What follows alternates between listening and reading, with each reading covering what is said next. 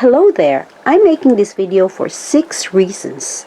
Save your money, bridge the information gap about hemfoot for sewing machines, overlockers, and cover stitch machines, vent my frustration on these products, to finish a 3-year-old project that I have. And my weird reason for not finishing this project is one day I'm gonna make a video about hemfoot, and today's the day. Just to dramatize why these products can be junky at times. So this is the video for you. So let's go.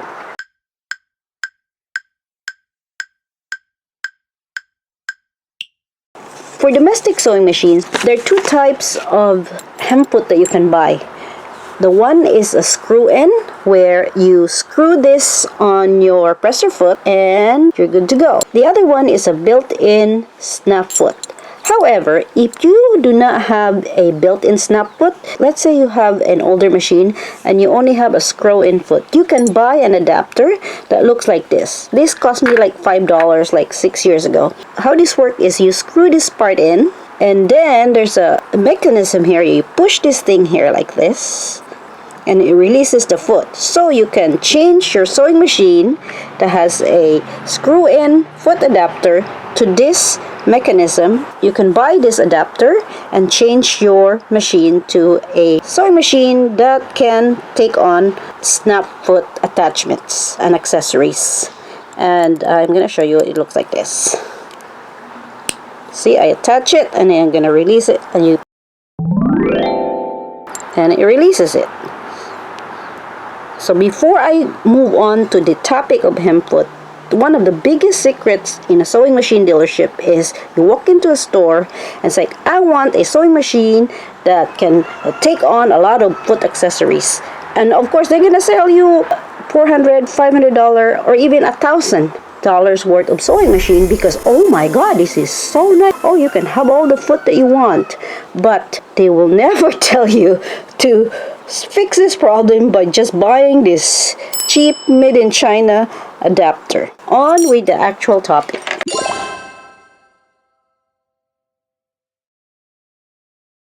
There's so many tutorials out there that doesn't tell you the size of the hemfoot that they're using, because some of them don't have any label, and if they're not paying attention to what they have, if it came with their sewing machine, it has no number. This one, however, has a number. It's a number 4. That means it's a number 4 millimeters rolled hem. So let me just show you. So your sizes are 0.11 of an inch or 3 millimeters, and this is what it looks like. See?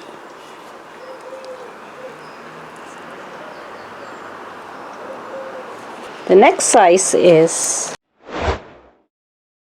and this is the sample to this.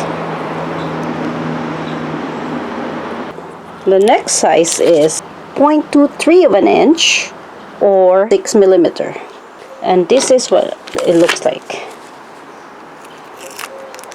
So notice the different fabrics that I'm using. The different sizes will accommodate different types of fabrics. If you try to use a cotton on a 3 millimeter hemfoot, you will not be able to do it.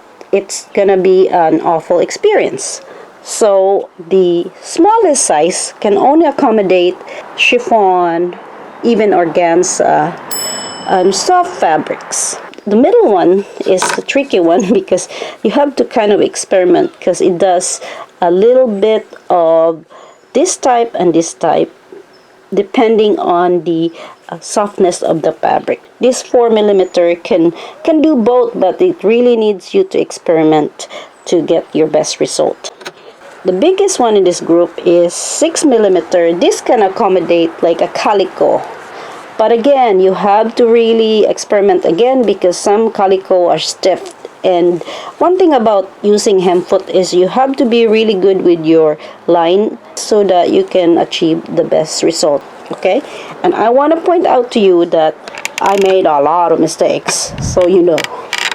In this example here, I tried to use the organza on the 6 millimeter and it was able to do it, but my problem with this, if it doesn't fold right, it can look like this. See that? It's veering off. And that's kind of the point about matching your thread color, because you'll never know that kind of mistake. But so you know, it really needs experimentation when you're switching from different sizes to different fabric. These three are called the wide rolled hem foot, and they come in 3 sizes too, okay, for low shank machine. So this is the 1/2 inch size, 12.7 millimeters, and this is the result of the fold.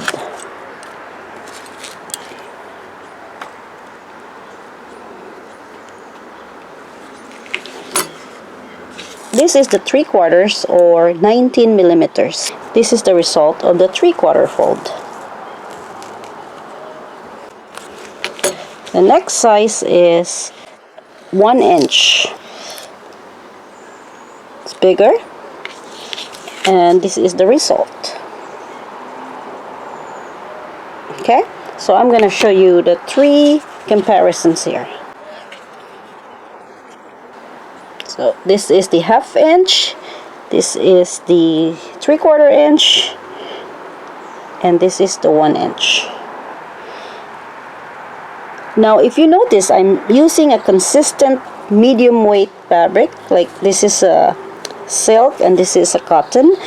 You cannot use a thick fabric on these foot, and the reason for that is it can only accommodate so much width. And I'll show you a better example of this later. Here is the different foot that I own for the sewing machine, the overlocker, and the cover stitch. This is called a blind hem foot for a sewing machine. Okay?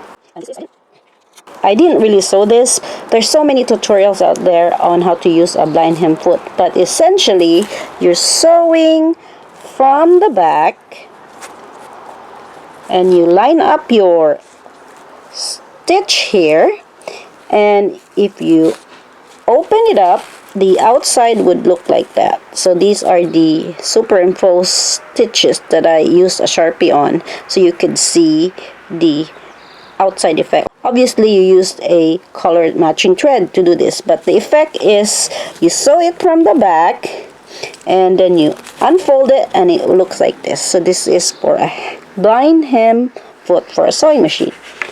This is an overcast foot also. If you want to use overcast foot, let's say you don't have a serger and you want to use an overcast foot. This, I'm going to bring up a picture of this on the internet because I didn't sew this again. But here I kind of draw the actual visual here. So this is what it looks like.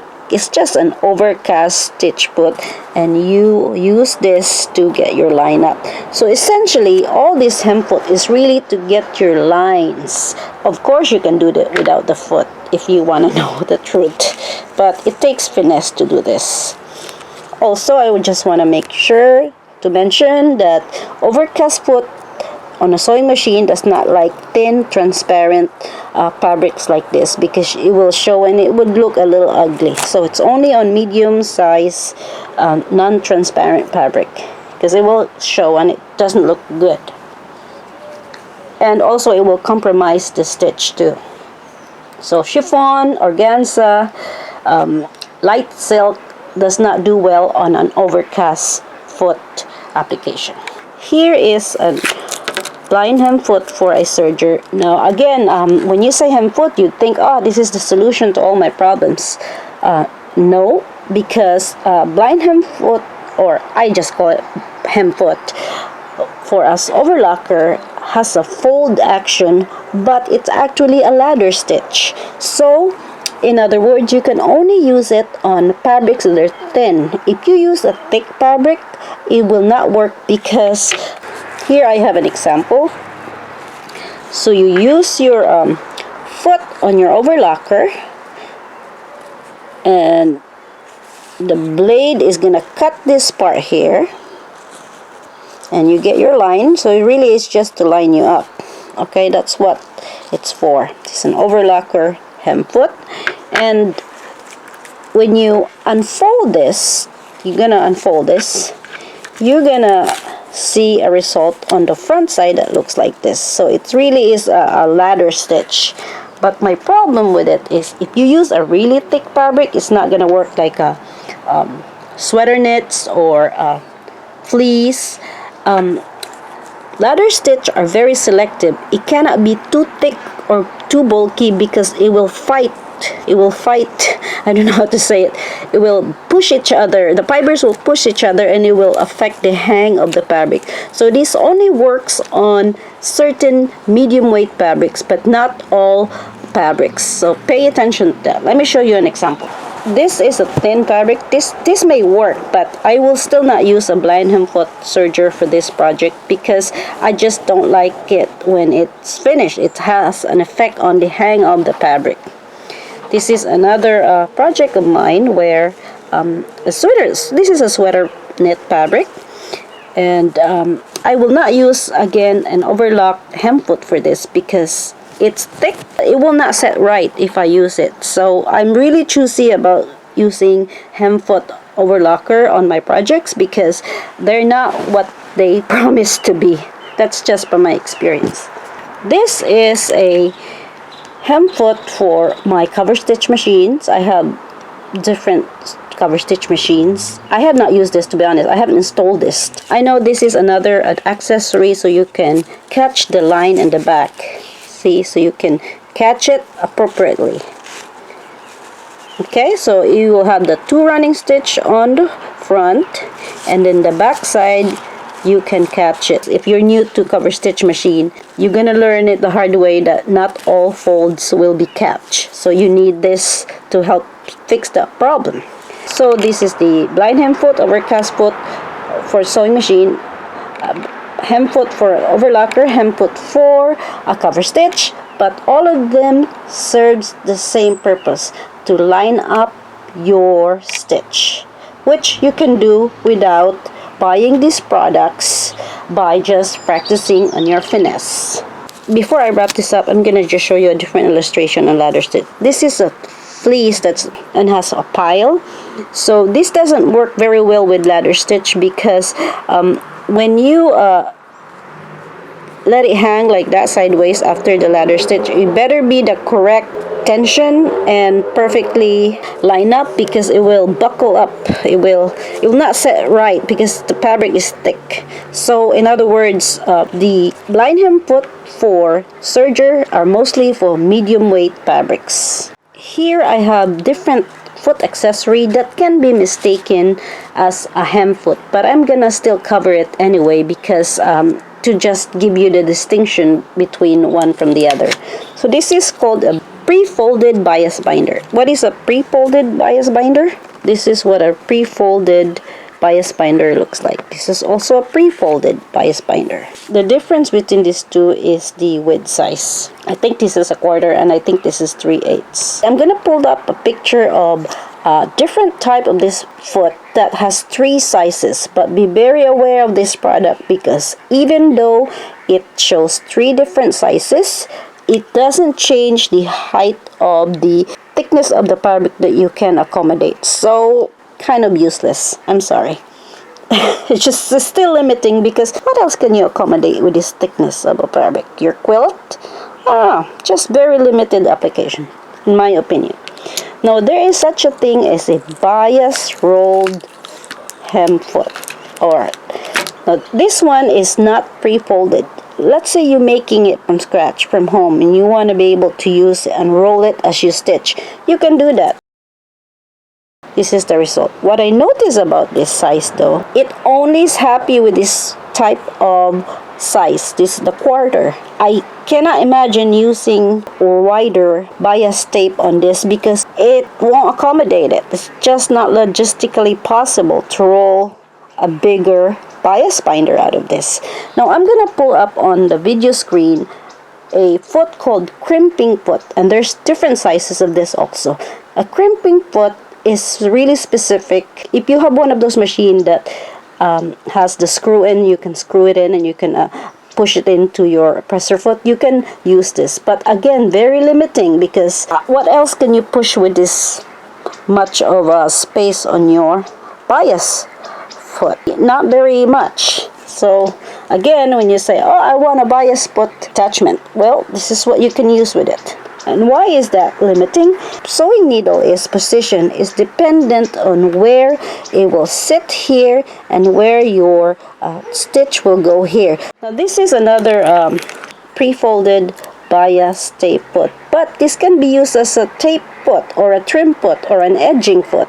People use this for different application. That's why the names can be interchanged. Like this one, I use this foot, even though this is called pre-folded bias foot. I'm able to use it on a trim like this. As long as it will do the purpose and it will sew, it's fine. I'm also able to use this foot to stitch an elastic. Again, a lot of these foot can be interchanged and it's very confusing. That's why for some of you who bought a set of foot accessories, the low shank foot accessories, a lot of them sits on the side because the uses of this foot are interchangeable. Most of these foot can be done by your all-purpose foot, the one that comes with your sewing machine. In this part of the video, I'm going to show you some of the examples I did on an overlocker. Now, I didn't use any special foot. This is just the overlocker 3-thread combo. So first, I want to show you, I did this is called a picot stitch on a sewing machine.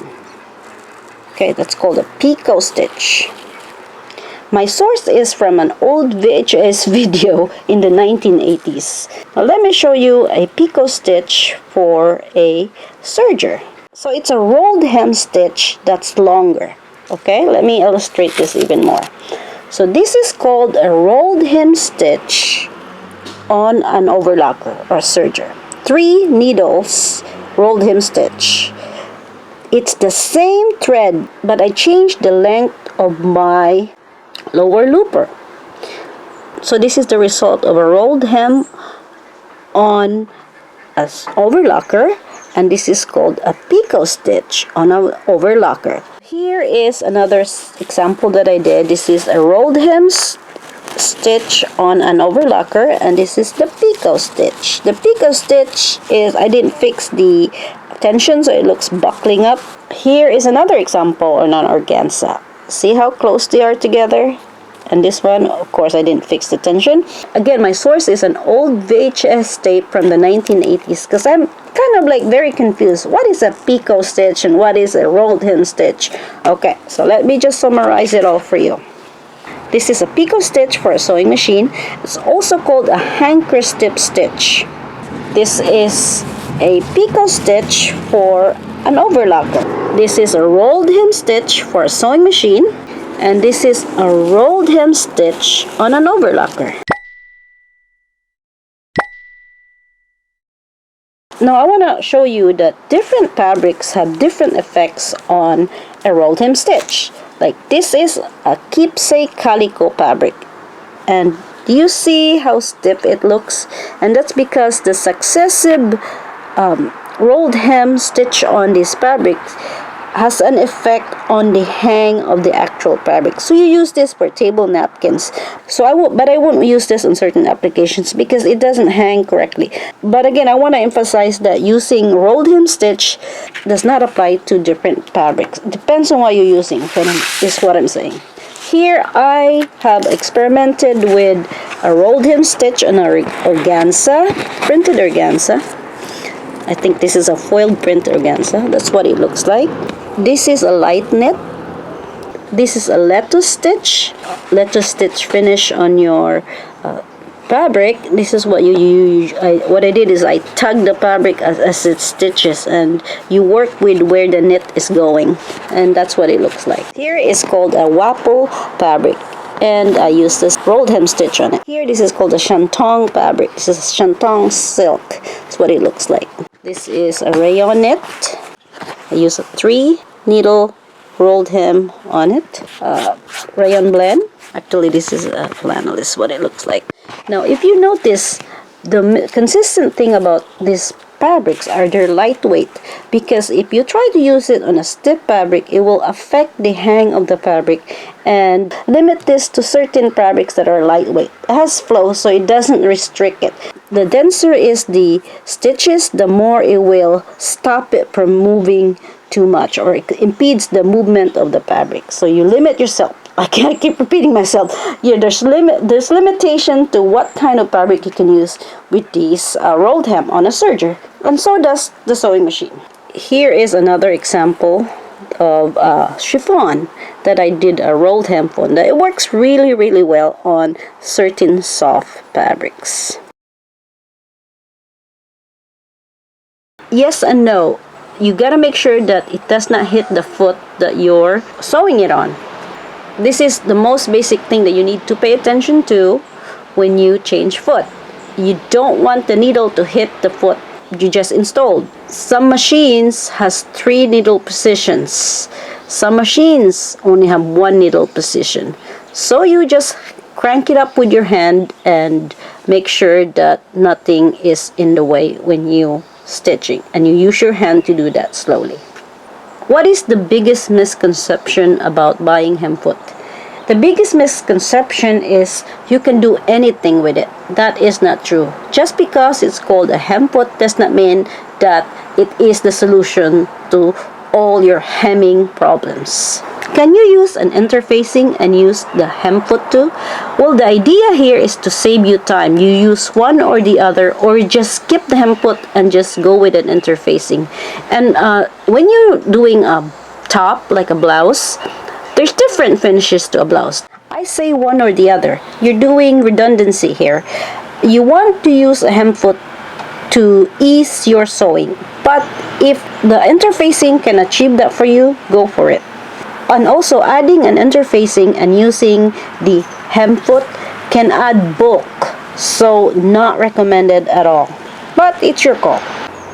What is the biggest misconception when using a cover stitch hem foot? I think that the misconception again is it can do anything. Let me show you this dress that I have. This is a curved type of armhole. The back side, I'll show you, it skips stitches because yes, you can line up your this part of the video. Now I'm gonna switch my mood. I'm gonna start ranting about these products because I'm also angry about these products. I wanna vent, I wanna release my frustration about this product. These products are not what they seem to be. Alright, let's start with the traditional hem foot. This foot, look at that. Look how small that is. You cannot use these hem foot on thick, bulky fabrics. It's okay to use them if you have a long project, because it's worth it. If you only have a 10-inch project, it's not worth it. Trust me, just use your regular all-purpose foot. But pay attention to this. What else can you fit with this dang height here? Not much. Seriously. What about the cover stitch foot? Well, cover stitch foot, let me show you something. This is a dress of mine that I washed many times. This is the armhole part, and if you notice, the armhole has a curve. Okay, so you use the hem foot for cover stitch to get your line straight. But if you have a curved edge, you see the hem there is not perfect. There's some skip stitches here. The reason for that is it's only happy with straight lines. If you do a curve, you gotta make sure and find your finesse when feeding the fabric. If you tug it just off, it will skip stitches on the back. So the hem foot does not fix the problem of skip stitches. That's totally different argument. Now, what else I'm angry about? I'm gonna show you something. I have this blanket fabric. I made this 3 years ago, maybe more, maybe 4 years ago. I don't remember. But I didn't finish the edges because I promised myself I'm gonna make a video about hem foot. One day I'm gonna do it. So I was not in a hurry. This blanket is for outside. I use this to cover plants in the winter. I use this to cover furniture. So this is not for a human blanket. That's right. This is not for human blanket. So I've been waiting to make this video. See this one? I did not finish this. So this is the foot that I used to hem this blanket. But when I get to the corner intersection, it's too dang thick. Look, it will not feed. Okay? Let me just show you a better illustration because this is too big to illustrate it. I'm going to use this paper. So to me, okay, if I were to use this product, I might as well have a really big blanket to make it worth it to change the presser foot. So here is the visual aid for this blanket here. It's too big to show it to you. So anyway, this is the visual aid. Folded. Use this foot, okay? But when I reach the four corner intersection and this will not fit, of course I have to change this to the regular all-purpose foot so I can finish the edges. And this project that I'm talking about is this project. It's like today's the day that I'm gonna finish the corner intersection of this project. And there's another issue because I have washed this many times. At first it was fine, but over time I started to notice that it didn't catch all my stitches, and this is only possible after washing it many times. This is my very first project where I used this foot, and what I noticed after repeated washing is my stitches came off. And another issue is it buckling up. So what I learned is you have to have a really straight line and be mindful of your fold when you use this hem foot. And I think that you're better off folding it, pressing it, using a pin or clip, and just sew it with your regular all-purpose foot because you can see it better and you're more assured that you're doing it correctly as opposed to using a foot like this. Because to me, this has some kind of a false promise that it will do the perfect hem for me.